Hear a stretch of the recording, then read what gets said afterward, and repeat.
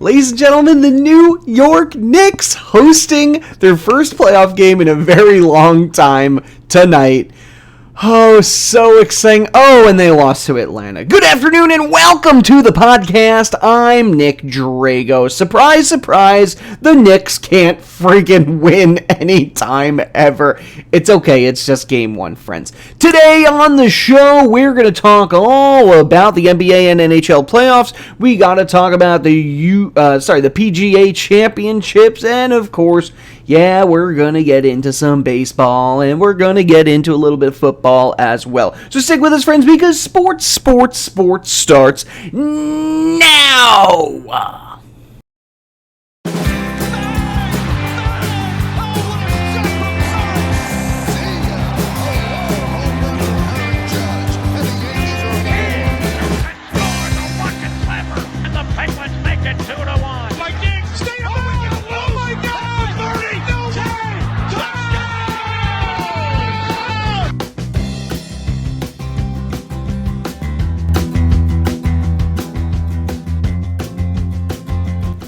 And welcome to the Sports Podcast with me, your host, Nick Drago. For those of you that are new to the program, howdy ho, how are you? Welcome, friends, welcome.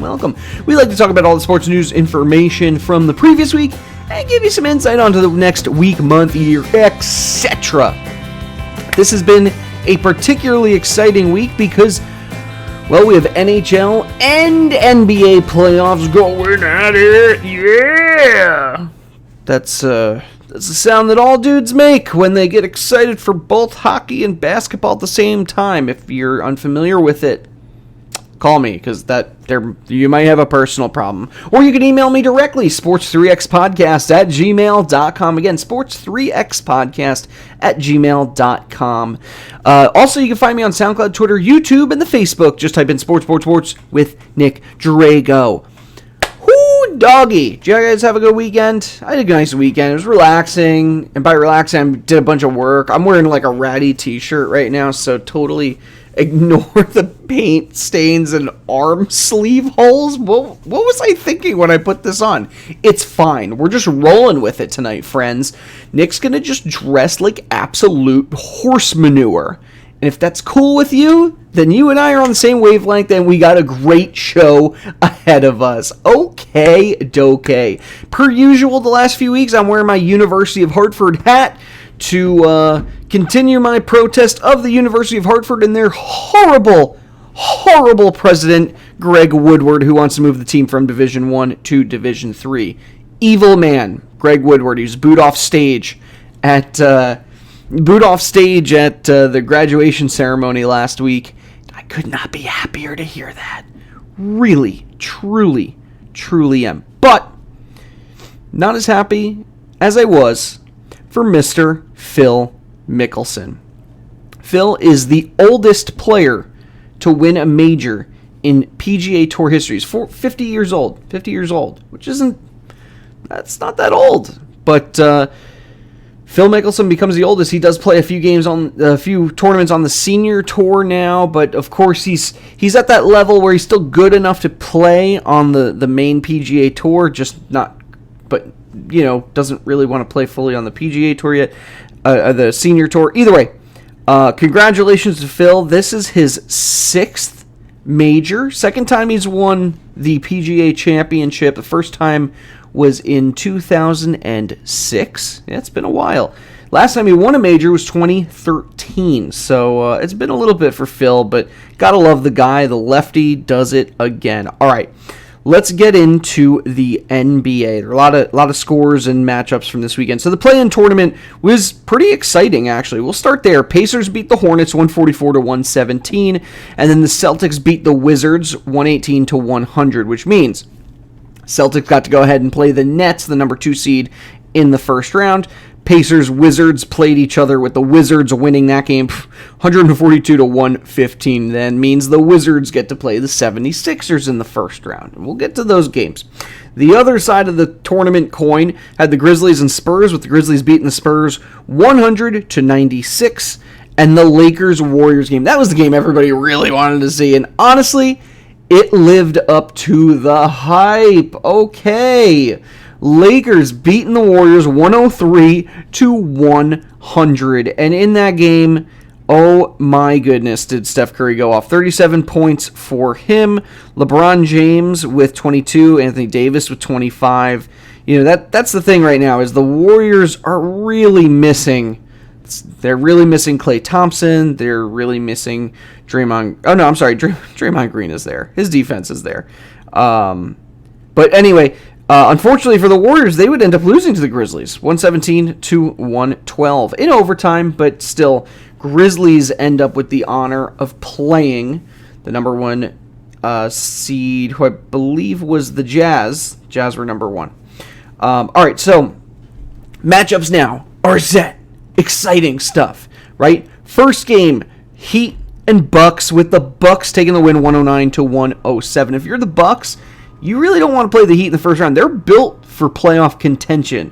This is the first time that there are like 6-7 seeds in some of these rounds, in the first round, that I'm thinking could upset a 1-2 or a 3. So, yeah, the Heat are going to be a tough opponent. Overtime win. Mavericks beating the Clippers 113-103. Again, not a great start for the Clippers. And by the way, there were a lot of allegations that the Clippers purposely were benching their players towards the end of the season so that they wouldn't have to play. There was no possibility that they would have to play the Lakers in the first round.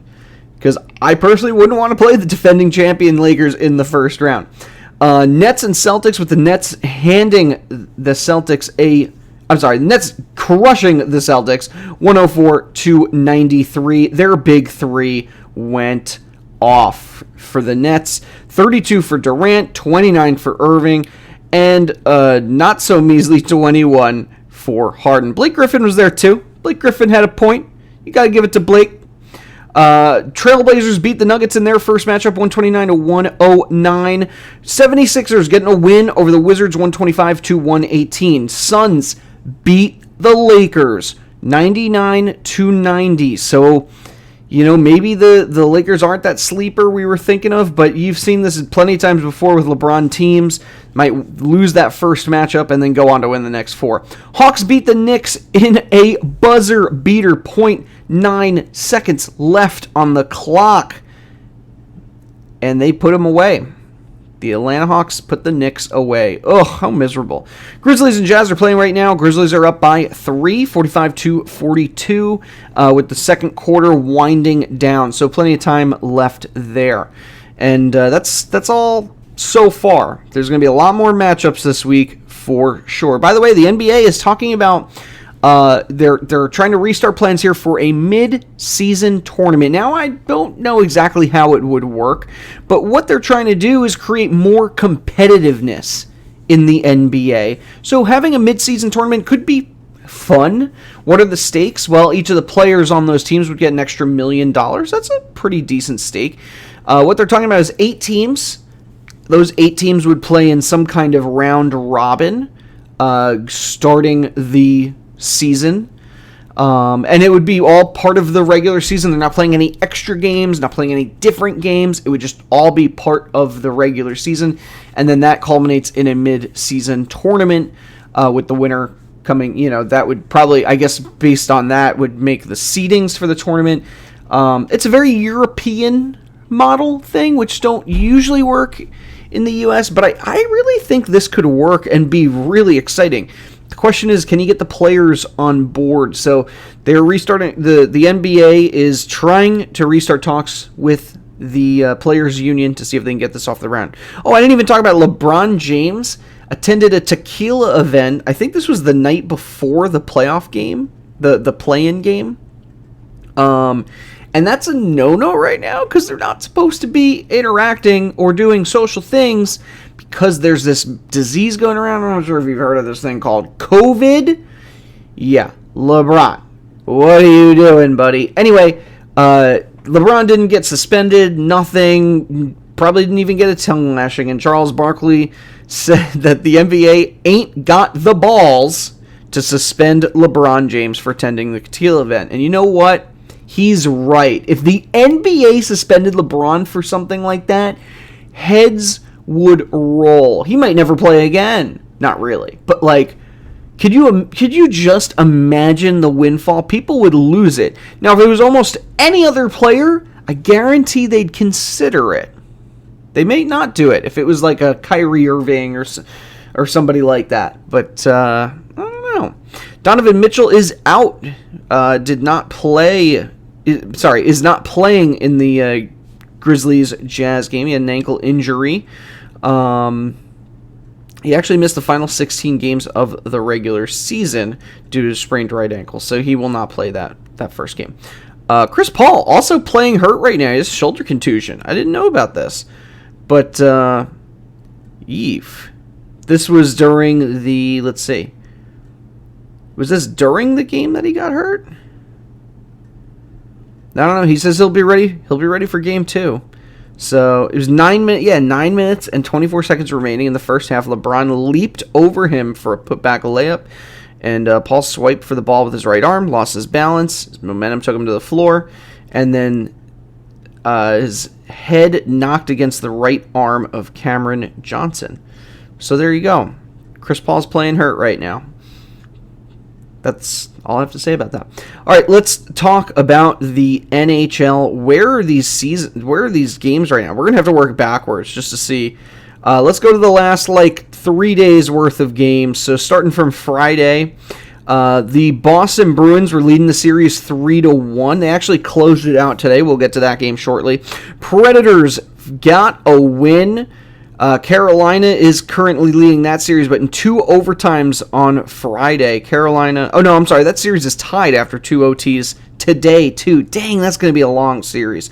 So Hurricanes and Predators keeping it real.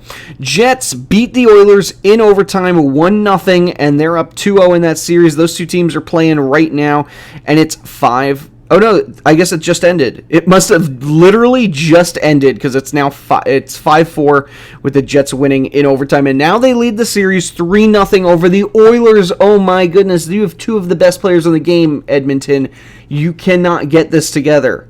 They are hilariously bad. The Avalanche won 2 games this weekend, so they actually advanced to the next round, beating the Blues, sweeping the Blues, really. The Lightning with a win over the Panthers yesterday, so they lead their series 3-1, 6-2 over the Panthers. Islanders beat the Penguins 4-1. That series is tied at 2 and heading back to Pittsburgh for tomorrow's game. Canadians fall to the Maple Leafs. Yeah, Canadians got a stunning Game 1 victory, but Game 2 the Maple Leafs took over 5-1. Vegas is beating the Wild 4-1 in their series. I'm sorry, 4-0. They won their last game. They're leading the series 3-1. The Avalanche and Blues. Oh yeah, the Bruins beating the Capitals 3-1 today to send the Caps packing. Goodbye, Ovechkin. He can go home now and maybe stay in Russia. No, I know he's basically an American now. Nazem Kadri was suspended for 8 games for an illegal check to the head to St. Louis defenseman Justin Fox. Do we have a picture of this? I do not. That's a hurt. I think he has 32 points in 56 games this season. It's going to hurt Colorado. An 8-game suspension. John Tavares sidelined for at least 2 weeks. Now the Maple Leafs have an even greater task at hand. You need to get to the second round and get Tavares back on the ice. So it's very likely he'll miss most, if not all, of the first round. And it could be longer than that, too. That really hurts. I mean, John Tavares has been a force for them this season. Let's see, how many 50 points, 19 goals, 31 assists. That's not the type of guy you want to lose. Now, we talked about the Predators tying up the Hurricanes series. The Canes coach, Rod Brind'Amour, was not happy with the officiating. He claims it's not right, that they're protecting the Predators or giving the Predators more yada blah blah blah blah blah blah. Listen, it's the playoffs, right? Some games they're going to let your guys play, and some games they're going to call everything. It really depends. That's just kind of how it is in the NHL. Now, do we need perfect officiating? Yeah, maybe we do. maybe they do need to call everything. It's so hard in a sport like hockey. It's gonna happen. That's just how it is. It's gonna happen. All right, moving on to the Major League Baseball. Whew, a lot of games. All right, Yankees beat the White Sox 7-1 yesterday. Diamondbacks fall to the Rockies 7-6. Nationals beat the Orioles 12-9. Rangers get a win over the Astros 8-4. Marlins beat the Mets 3-1. Braves get a win over the Pirates 6-1. Brewers beating the Reds 4-3. Royals beating the Tigers 7-5. Indians get a win over the Twins 5-3. Cardinals beating the Cubs 2-1. Red Sox get a win over the Phillies 4-3. Dodgers beat the Giants 6-3. Rays beating the Blue Jays 3-1. Padres getting a win over the Mariners 6-4. And the Athletics beating the Angels 6-2. By the way, Oakland A's moving to Vegas. Well, maybe not Vegas. We don't know yet for sure, but the A's could be on the move. Yeah, we'll chat about that in a second. Nationals and the Orioles with the Nats getting the win 6-5. Red Sox fall to the Phillies today 6-2. White Sox fall to the Yankees 5-4. Yankees win 6 straight games. Rays beating the Blue Jays 6-4. Marlins beating the Mets 5-1. Brewers beat the Reds 9-4. Twins get a win over the Indians 8-5. And the Braves braving it out against the Pirates 7-1. Royals go yo-ho-ho on the Tigers 3-2. And the Rangers get a victory over the Astros and outer space 3-2. Rockies beat the Diamondbacks 4-3. Dodgers beating the Giants 11-5. Angels beat the A's 6-5. Mariners fall to the Padres 9-2. And the Cubs get a win over the Cardinals 2-1. Let's look at those standings. Red Sox and Rays are now tied for first place. Yeah, the Rays are on an amazing streak right now too. They've won how many straight games? They're 10-0 in their last 10 games. That's for sure. They haven't lost in quite some time. Yankees are nipping on their heels though. They're only a game and a half. They're only one half of a game behind them too. So a lot can happen this week. Who's their next opponent here? Yankees play the Blue Jays this week, so that's going to toughen things out because the Blue Jays are only 4.5 games back, so they're going to want to get some wins. And the Rays play the Blue Jays? What?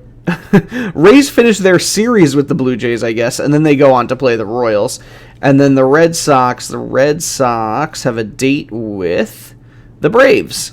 So, interesting. That should be a good series. White Sox on top of the AL Central. A game and a half behind them is the Indians. And then you got the Royals 4 games back. Tigers 8.5. And the Twins in last place in the AL Central. Not where you'd expect them to see this season. In the AL West, the Athletics remain on top at 28-20. Astros a game and a half behind them. Rangers 6.5 back. Mariners 6.5 back. And the Angels at 7.5 back. Some of you are watching me like scratch my leg right now. I'm sorry. I just couldn't resist. All right, going into the National League, the Mets are on top of the NL East. Phillies, Braves are a game and a half back. Marlins 2 games back, and the Nationals 2.5 back. So, yeah, that's going to be a tough division. Remains a tough division, faux show. NL Central with the Cardinals on top. Cubbies are right behind them at 23 wins. Then you have the Brewers. And then the Reds are 6 games back from first place, and the Pirates are 8.5 back. So Pirates are basically not going to get there. I mean, they could go on a huge tear. You never know. In the NL West, the Padres are on top. Giants have fallen down to third place. So you have the Padres on top. A game behind them is the Dodgers, and 2 behind them is the Giants. And then you have the Rockies at 12 games back, and the Diamondbacks at 12.5 games back. So Padres, Dodgers, Giants very much still in it. We got a tight race right now. Kevin Pillar. Oh man, did anybody else see him get beamed in the face with a ball? Listen, it's not on purpose. But Jacob Webb hit him right in the face with a fastball. There's a lot of blood. If you're very curious to see that video and you're not squeamish, go watch it. Corey Kluber, 6th no-hitter of the season. They're one no-hitter away from the modern-day record for most in one season. He had 1 walk in that game, and it came the day after somebody else. Wait, who else got a no-hitter this week? Let's say. Okay, so here's the list of them right now. You have Joe Musgrove, who had one on April 9th. Carlos Rodon, April 14th. John Means was May 5th. Wade Miley was May 7th. Spencer Turnbull was May 18th. And then some people want to count Madison Bumgarner's 7-inning no-hitter on April 25th. Personally, I would with an asterisk. It was a no-hit game. It wasn't a full 9 innings, but it was a game. This is the 12th in Yankees history. Good for you, Corey. Good for you. First season with the team. Oh, yeah, Michael Kay. So Michael Kay is the Yes Network voice of the Yankees. He does the call. He calls all the Yankee games. But he was literally talking about a no-hitter during the said no-hitter. And many of you out there may know that you're not supposed to do that. You don't want to jinx the guy. No hitter, perfect game, anything. You just don't say those words. And he did it. And then, of course, he had to gloat about it because it didn't jinx anything. Oh, look, a text from my wife. Shall we read it? It's probably saying she's going to bed. Oh, no, it's a meme. All right, let's read this meme right here live on the show. So it looks like I'm never going to get over the fact that this guy directed Thor. Did he, though, or did he just obviate the actual director and stick his name on the credits? Oh, is that Gilderoy Lockhart? Is that who that is? Well, that's an interesting turn of events. Now I'm completely lost in anything I was talking about. So let's move on. Kevin Kiermeier. There's a lot of reasons for players to miss a game. Tons of them. I don't think I've heard about a freak eyelash injury. That's right. Kevin Kiermeier had an eyelash stuck in his eye, so he left the game in the 5th inning. It apparently was bothering them the entire game. 5 innings he played with this thing in his eye. Listen, there's a lot of reasons why stuff may happen, and that's just the lighter side of baseball. Eugene Chung. He's the former NFL offensive lineman, and he was an assistant coach. He is of Korean descent. And apparently during an NFL coaching job interview this offseason, he was told that he's, quote, not the right minority, end quote. Does he ever talk about what team it was? Because that was really what was bothering me. I'd love to know what team told him that. Gee, it doesn't really say. Either way, I mean, that's just horrible. At a time where, Asian Americans could sure use our help. Not NFL, once again, showing how uninclusive they can be. Julio Jones is possibly being traded. Apparently, he wants to go play with Cam Newton on the Patriots. Julio, I'm going to be honest with you. Sure. The name Cam Newton and the Patriots sounds good. But let's be real. That guy can't throw the ball so much anymore. I think you're going to want to join a better team. I've heard the Bucks are out there. I've heard Aaron Rodgers is out there and needs a receiver. Why would you want to go play with Cam Newton just because it's the Patriots? Just weird. Just weird. Well, that's looks like that was all I had for today. I've also heard rumors of Julio Jones going to the Cowboys, but now I'm just talking out of my butt. Oh, shoot. I'm sorry. I totally forgot about the Athletics. Yeah, the Oakland A's have been searching for a new ballpark for a long time. The city is not really complying, and of course, you know how things work. When that happens, teams move. And, their crosstown brethren, the crosstown, they used to share a dang stadium. The Raiders already left and moved to Vegas. And hey, Vegas doesn't have a baseball team, but they're killing it right now with hockey and probably are going to be killing it with football, especially because there's going to be a dance club in the end zone. Yes, I want to go to a Raiders game just for that. I just want to go hang out in this dance club end zone. How cool would that be? Are these people even watching the game? Who cares at that point? You're in a dance club at a football stadium, and that's what Vegas is becoming. So you know what, A's? Just leave. Listen, the Golden State Warriors left for San Francisco, and yeah, it's close, but not if you live in Oakland. And the Las Vegas Raiders left, and they're doing pretty darn good in Las Vegas. So, city's not going to comply, Oakland. It might be time to leave the city, even though you've been there a very, very, very long time. It's a shame to see. You're having a great season. Hopefully they figure it out. But, hey, I heard Vegas likes baseball, so you may have something there. All right, friends, I'm done talking for today. Thank you so much for joining me on the show. It is always a pleasure. I appreciate you and all of the things you do, such as watch me. So, special thanks as usual go to Johanna Drago. She's the content editor and logo designer of this podcast. The music you hear is a song called Golden Sunrise by Joshua Woodward. A link to his website can be found in the show notes. And I got to give a special thanks to our social media warriors, Mary Kay and Gary Albert, of course, Joe Calabro, Brendan Madonia, he watches the show as well, Jorge Pajares. Thank you so much, guys. Always fun. Fun in the sun. Alright, I won't do that weird head bob thing anymore, I'm sorry.